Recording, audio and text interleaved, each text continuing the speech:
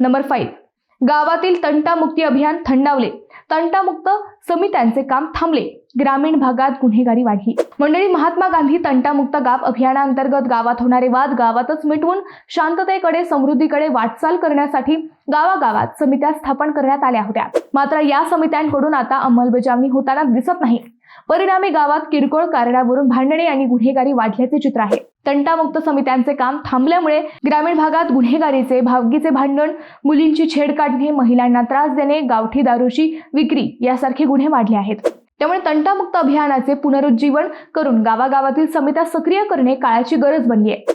समित्या बरखास्त झाल्यामुळे किरकोळ कारणावरून होणाऱ्या वादाचे रूपांतर हाणामारीत होताना दिसते।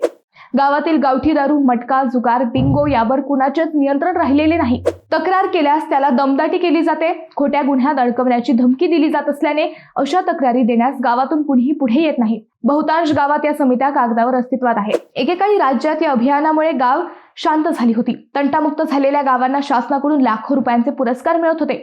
समित्या निष्क्रिय झाल्याने आता पुरस्कार मिळण्याचे प्रमाण पूर्णपणे थांबले आहे।